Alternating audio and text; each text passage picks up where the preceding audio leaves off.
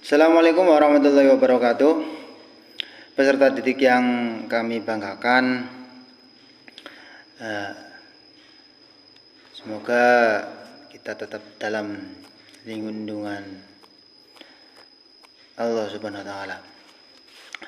Langsung saja, pada video kali ini saya akan menjelaskan tentang keutamaan berdakwah. Kemarin bab pertama sudah kita bahas bersama tentang amar ma'ruf nahi mungkar. Sekarang masuk ke bab yang kedua, yaitu tentang keutamaan berdakwah. Pada video kali ini nanti kita akan membahas tentang hadis tentang keutamaan berdakwah yang diriwayatkan oleh Muslim dari Abu Hurairah. Kemudian tentang metode dan strategi dakwah. Kemudian yang terakhir yaitu tentang problematika dakwah di era milenial. Baik, mari kita langsung masuk ke dalam pembahasan. Yang pertama yaitu hadis tentang keutamaan berdakwah yang diriwayatkan oleh Imam Muslim dari sahabat Abi Hurairah. Saya bacakan. Bismillahirrahmanirrahim. Haddatsana Yahya ibnu Ayyub wa Qutaibah bin Sa'id wa ibnu Hujrin qalu haddatsana Ismail ya'nuna banu Ja'far nganil Ala'i ngan abihi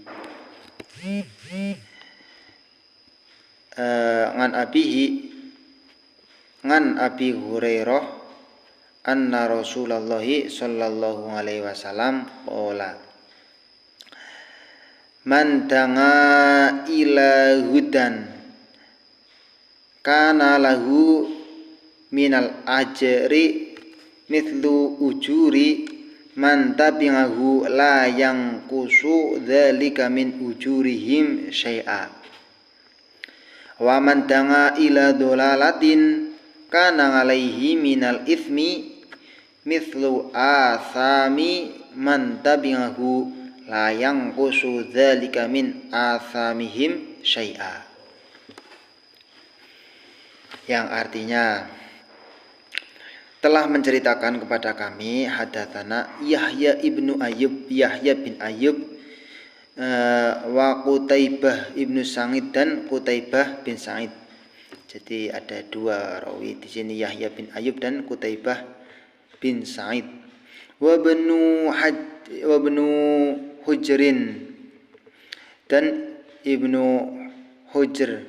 Ada tiga perawi, tiga periwayat, ada Yahya bin Ayyub, Qutaibah bin Sa'id dan ibnu Hujr. Qalu, mereka berkata, haddatsana Ismail ya'nuna bana Ja'far, telah menceritakan kepada kami Ismail, yaitu ibnu Ja'far. Yang menceritakan kepada tiga periwayat tersebut itu Ismail. Ismail itu siapa? Ibnu Ja'far. Ibnu Ja'far ngan Ala'i dari Al-A'la, ngan abihi dari babaknya, ngan Abi Hurairah dari Abu Hurairah. Yang menerima langsung dari Rasulullah itu Abu Hurairah.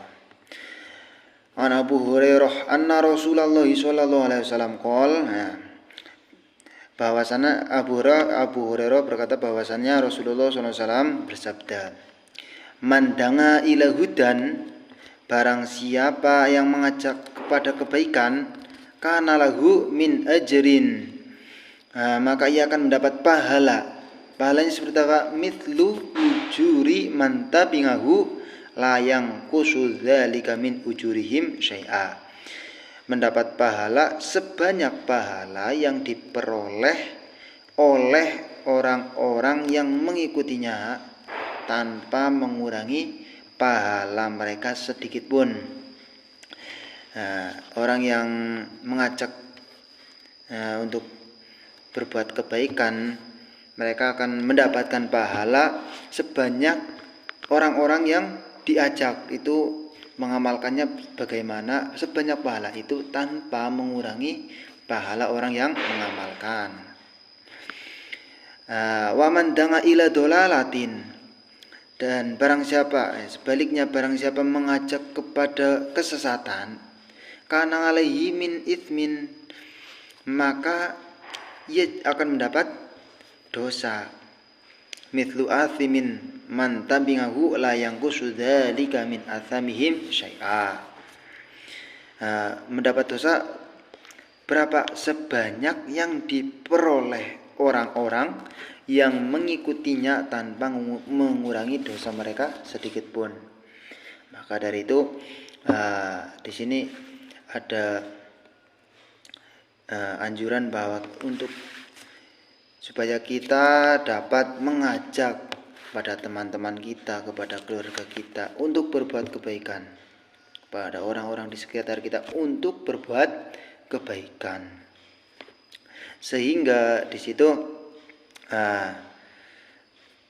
orang yang mengajak untuk berbuat kebaikan itu kan berarti berdakwah, mengajak untuk kebaikan, nanti akan mendapat pahala seperti halnya orang yang diajak.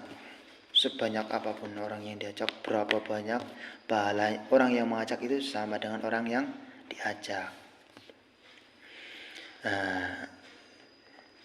Kemudian di sini kualitas hadis ini sangat sahih,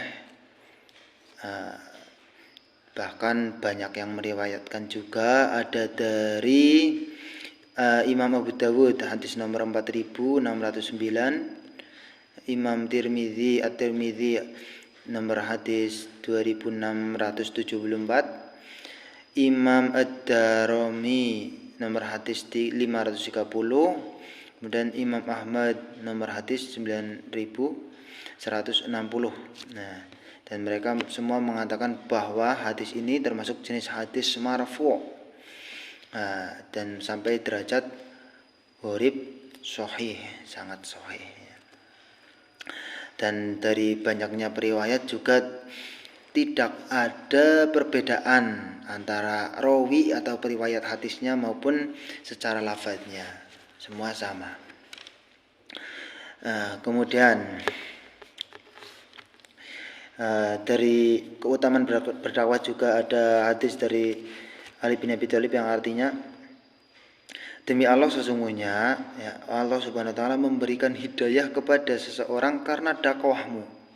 Orang yang mendapat hidayah itu karena dakwah dari orang-orang yang mengajak, orang-orang yang berdakwah, karena ada pengaruh dari orang yang berdakwah.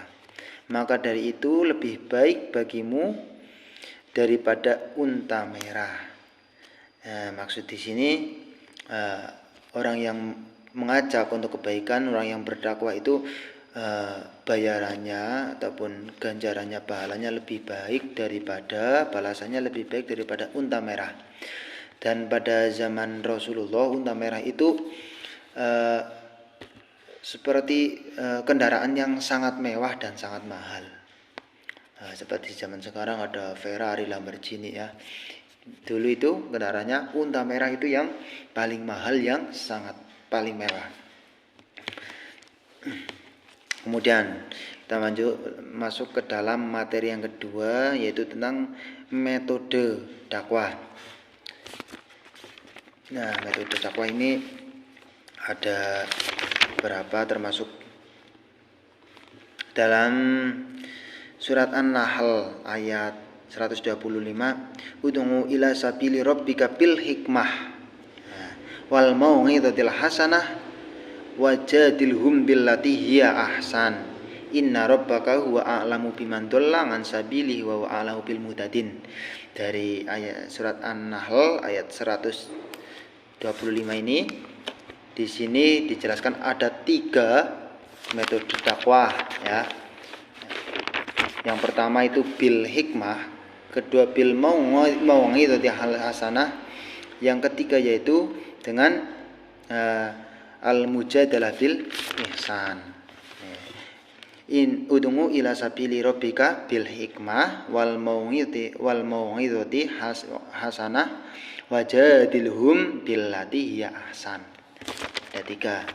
Yang bil hikmah bagaimana? Yang bil hikmah yaitu dakwah dengan cara ungkapan yang mengandung kebenaran dan mendalam secara arif dan bijaksana. Cara dakwahnya, cara mengajaknya itu secara arif dan bijaksana. Maksudnya seperti apa? Dapat kita jelaskan secara lebih praktis. Dakwah yang mengajak, bukan mengejek. Dakwah yang merangkul, bukan memukul. Dakwah yang menumbuhkan, bukan yang merubuhkan. Dakwah yang memuliakan, bukan yang merendahkan. Jadi dalam dakwah bil hikmah ini tidak dengan mengucilkan orang-orang yang kita dakwai, orang-orang yang kita ajak, kita mengajak, ayo, dengan cara yang baik, tidak memaksa. Ini dakwah yang bil hikmah. Kemudian yang kedua yaitu adalah dakwah bil mau'izatil hasanah. Sering kita dengar dalam pengajian-pengajian. Acara yang selanjutnya itu adalah mau'izatul hasanah. Sebenarnya apa itu dakwah bil mau'izatul dakwah bil mau'izatul hasanah itu seperti apa? Apakah di pengajian itu termasuk dalam dakwah bil mau'izatul hasanah? Kita jelaskan bahwa dakwah bil mau'izatil hasanah ya. Mau'izatil hasanah sendiri itu terdiri dari dua kata. Mau'izah, hasanah. Mau'izah apa? Mau'izah itu berarti nasihat. Mau'izah berarti nasihat, bimbingan, pendidikan maupun peringatan. Nasihat, bimbingan, pendidikan maupun peringatan. Hasanah itu apa? Hasanah itu lawan kata dari sayyi'ah. Kalau sayyi'ah itu keburukan, berarti hasanah itu kebaikan. Jadi mau'izatul hasanah itu yang bagaimana? Berarti mau'izatul hasanah. Kalau mau'izah nasihat, hasanah baik, berarti nasihat yang baik. Nasihat-nasihat tentang kebaikan. Bisa juga dengan mau'izah juga bisa diartikan dengan bimbingan yang baik. Mau'izah bisa diartikan dengan pendidikan yang baik. Juga bisa diartikan dengan peringatan. Ketika ada orang yang melakukan keburukan terus diingatkan untuk itu salah, itu juga termasuk mau'izatul hasanah. Di sini ada peringatan untuk kebaikan. Tidak boleh seperti ini, harus seperti ini. Ini yang lebih baik seperti ini. Juga bisa pendidikan. Diartikan pendidikan yang baik bisa, nasihat yang baik bisa. Dan banyak sekali pendapat-pendapat para ahli tentang mau'izatul hasanah sendiri. Termasuk saya bacakan salah satu dari Abdullah bin Ahmad al-Nasafi. Al-mau'izatul hasanatu hiya allati la yakhfa 'alaihi annatuna syihuhum biha wa taqsudu ma yanfa'uhum fiha au bil Qur'an. Yang artinya al-mau'izatul hasanah adalah perkataan-perkataan yang tidak samar bagi mereka, bahwa engkau memberikan nasihat dan menghendaki kemanfaatan bagi mereka pada nasihat tersebut atau dengan Quran. Jadi di sini menurut Abdullah bin Ahmad al-Nasafi bahwa mau'izatul hasanah itu adalah perkataan yang tidak samar, dapat dipahami oleh orang yang mendapat nasihat, dipahami, dikendaki, manfaatnya juga mereka mengerti. Oh iya, manfaatnya seperti ini.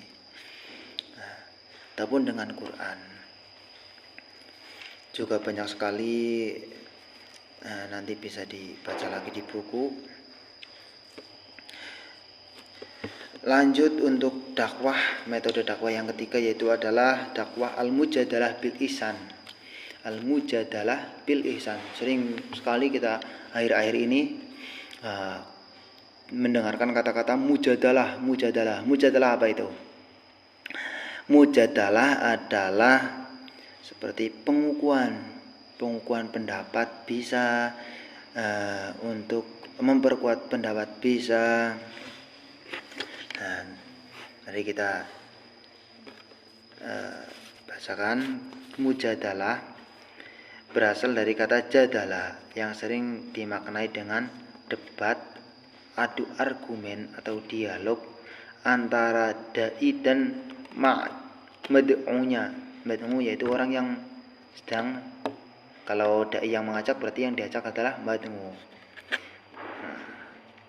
Secara hakiki mujadalah, nah ini tadi bisa diartikan secara dimanai mujadalah itu bisa berdebat, adu argumen atau dialog antara orang yang sedang ceramah dengan orang yang diceramahi. Dialog, membuka pertanyaan, diskusi bersama, ataupun berdebat, adu kebenaran, ataupun adu argumen yang mana yang paling kuat. Juga bisa seperti diskusi. Dan ini secara hakiki mujadalah ini lebih mengarah kepada perlawanan yang tujuannya untuk mempertahankan pendapat yang paling benar. Ketika orang lain berpendapat, kita berpendapat, terus ada teman yang lain berpendapat juga, dalam dakwah bil mujadalah itu mencari pendapat mana yang paling kuat, paling benar, paling bisa dilaksanakan, paling di situ paling bisa dilaksanakan di tempat tersebut.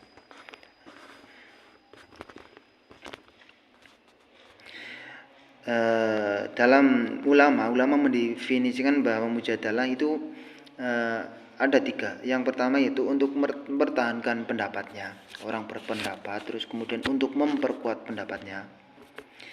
Yang pertama. Yang kedua yaitu cara untuk berhubungan dengan pengukuhan pendapat atau pemahaman. Berhubungan dengan pengukuhan pendapat, ketika sudah ada pendapat orang lain, terus kita kukuhkan kembali. Kalau yang pertama kita yang berpendapat, kita kukuhkan. Ada orang lain yang berpendapat, terus yang kedua ada orang lain yang berpendapat, kita kukuhkan. Itu bisa mujadalah. Kemudian yang ketiga itu membandingkan berbagai dalil untuk mencari jalan yang paling tepat. Ada berbagai riwayat dari berbagai kitab, nanti terus dipilih-pilih mana yang paling tepat. Kemudian lanjut kepada materi selanjutnya, yaitu adalah strategi dakwah.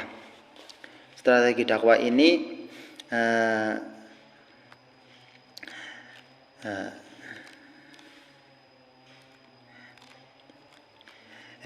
strategi dakwah ada beberapa hubungan. Yang pertama dari dai itu sendiri. Yang kedua objek atau orang yang menerima dakwah. Yang ketiga adalah materi dakwah, kemudian media dakwah. Ada 4 yang mempengaruhi strategi dakwah. Orang yang berdakwah itu siapa? Itu pengaruh sekali. Di situ juga bagaimana cara metode berdakwahnya itu, bagaimana cara komunikasinya, bagaimana, itu paling pengaruh. Yang kedua yaitu adalah objek dakwah. Orang yang menerima dakwah itu siapa? Ketika jadi si pendakwah bisa paham, oh orang ini berarti cara dakwahnya seperti ini, orang yang sini cara dakwahnya seperti ini. objek dakwahnya bagaimana. Terus kemudian yang ketiga, materi dakwah. Bulan Maulid berarti tentang Maulid Nabi, bukan Isra Mi'raj. Tentang materi dakwah sesuai dengan apa yang sedang dibutuhkan oleh masyarakat, oleh objek dakwah tersebut. Yang terakhir yaitu adalah media dakwah. Dakwahnya lewat apa? Lewat online ataupun secara langsung, ataupun di madrasah ataupun di sekolahan. Beda tempat, beda media dakwah, beda cara, strategi dakwahnya berbeda. Bahasa yang digunakan juga kadang berbeda. Kemudian yang selanjutnya yaitu dari seorang pendakwah sendiri harus, seorang dai atau pendakwah harus mempersiapkan diri baik secara psikis maupun fisik. Fisiknya sudah siap, ruh maupun raganya, ruhnya sudah siap, ilmu dan amalnya juga sudah siap. Untuk orang yang berdakwah sendiri harus siap, fisiknya kuat, ruhnya juga sudah mantap, kemudian ilmunya sudah mumpuni dan juga sudah mengamalkan ilmunya, sehingga apa yang disampaikan sudah berpengalaman mengamalkan. Kemudian yang selanjutnya dari pendakwah, ya, juga ada hal-hal yang bagi para dai atau mubalik pendakwah, ada hal-hal yang harus disadari. Yang pertama, orang yang berdakwah itu harus ikhlas, tidak mengharap bayaran imbalan apapun dari objek dakwah, dari masyarakat. Tidak berniat untuk yang lain, hanya untuk menyebarkan agama Islam, menyebarkan kebaikan, ya. Orang yang berdakwah harus ikhlas. Yang kedua yaitu mempunyai ilmu pengetahuan. Sekarang banyak orang yang mengaku pintar, ya. Ini berbahaya karena kita harus mencari dulu ilmunya, dipahami, dikritisi. Ketika sudah benar-benar paham dan kita juga sudah membaca masyarakat sekarang butuh apa, baru kita sampaikan sesuai dengan kebutuhan masyarakat. Jangan dengan bahasa kita sendiri, tapi dengan bahasa masyarakat yang perlu, yang masyarakat mudah dipahami. Ilmu pengetahuan harus sudah mumpuni, sudah mencukupi, sudah mendalami, benar-benar mendalami, tidak banyak asal-asalan. Yang ketiga adalah bijaksana, penyayang dan penyabar. Orang yang dakwah harus bijaksana, harus sayang kepada orang yang didakwahi, harus sabar dengan apapun kendala dalam berdakwah. Tidak boleh ketika ada orang yang tidak mau nurut terus langsung ini salah, ini kafir. Jangan seperti itu. Orang yang berdakwah itu harus bijaksana, penyayang dan penyabar. Kemudian yang terakhir adalah keteladanan. Orang yang berdakwah sudah berusaha untuk mengamalkan dakwahnya, mengamalkan apa yang pendakwah sampaikan. Sudah berusaha menyampaikan sholat duha, yang berdakwah sudah melakukan biasa rutinitas sholat duha seminggu sekali ataupun ada rutinitas sholat duha. Kemudian kepada bab selanjutnya yaitu adalah problematika dakwah di era milenial. Seperti yang tadi sudah disinggung-singgung, karena di zaman sekarang itu berbeda sekali dengan zaman-zaman sebelumnya, zaman-zaman yang sudah berlalu. Karena cepatnya akses informasi, saking cepatnya akses informasi sehingga di situ banyak juga orang yang juga belum mumpuni untuk berdakwah, kemudian berdakwah, sehingga dakwahnya dengan merendahkan orang lain, itu kan menjadi kesalahan. Jadi dalam era milenial ini, untuk para pendakwah ini harus paham betul masyarakat ini sekarang lagi trennya apa, senangnya bagaimana. Kalau yang rame, jangan hanya berdakwah lewat ngaji seperti dahulu hanya biasa tatap muka ngaji. Kalau sekarang masih dengan menggunakan metode seperti itu masih bagus. Tetapi untuk orang-orang yang sudah tidak mau mengaji, mereka hanya bertatap muka dengan layar HP. Nah, itu untuk mengatasi hal tersebut, untuk mengajak orang-orang yang tersebut supaya mau mengaji kembali. Nah, kita ajak dengan cara kita masuk lewat aplikasi. Di situ kita buat konten di YouTube, buat video di Facebook, di Instagram, buat kata-kata mutiara ataupun yang lainnya, sehingga orang yang ingin belajar itu tidak hanya sebatas secara langsung, tetapi ketika orang sedang di situ bermain-main, teringat bahwa ini perlunya ngaji, ini ada materi ngaji.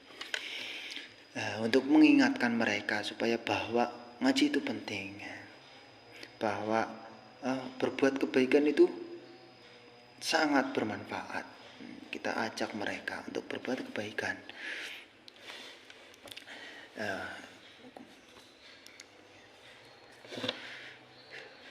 Hanya seperti itu pada materi kali ini. Dari saya sekian, terima kasih. Assalamualaikum warahmatullahi wabarakatuh.